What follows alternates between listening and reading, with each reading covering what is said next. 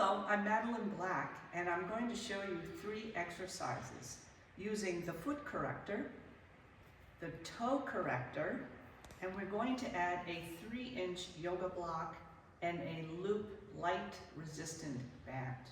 But first, we're going to stimulate the bottom of the foot to wake up the sensory motor aspect of the feet.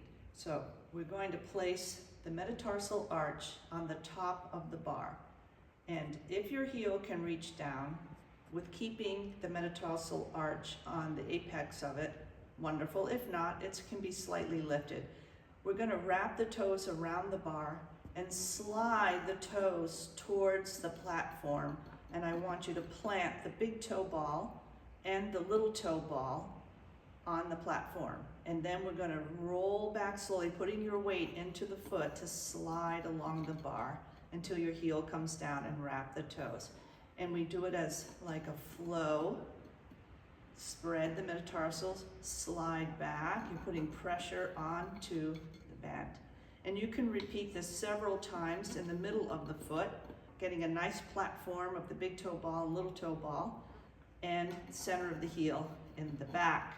Now we're going to turn inward, and we're going to start at the big toe and get that inner edge of the foot rolling along until the first metatarsal hits, and then we're going to roll back to the heel, inner heel, big toe, so we're doing the inner edge of the foot and the inner edge of the heel. Now we're going to switch to the little toe side, and we're going to slide the little toe till it hits the platform and slide back till we're hitting the outer edge of the heel, and out to the little toe and slide back. And let's do one in the middle just to bring some symmetry back to the foot, and slide back.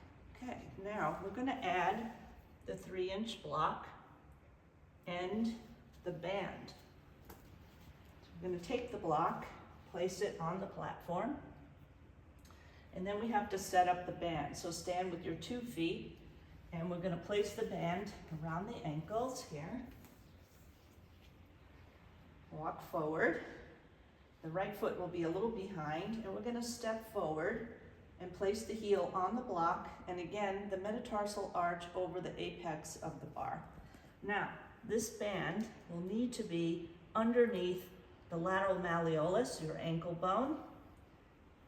The other foot is giving a little traction to the band.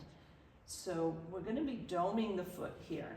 So we're going to wrap the toes around, easily around the bar, and then we're going to take a lunge. So the tibia, which starts out vertical, you're going to put pressure, you're going to reach your knee over the toes.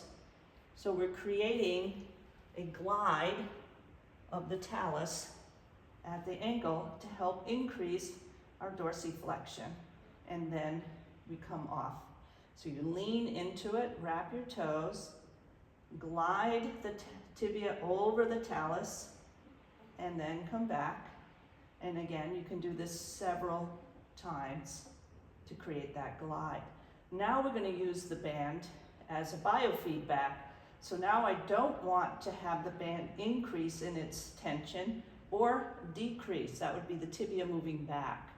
So I'm going to try to keep my tibia vertical, and I'm going to dome my foot around the bar, and then I'm going to use my intrinsic muscles of the foot, and I'm going to create a doming effect, but I'm not going to be changing the angle of the tibia or increase the resistance of the band.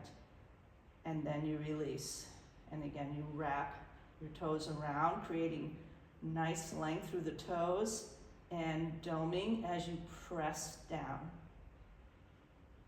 And relax. So you can do this again several times to create that intrinsic dome of the foot. And relax. Okay. The last exercise we're going to do is with the yoga block and the toe corrector. Now,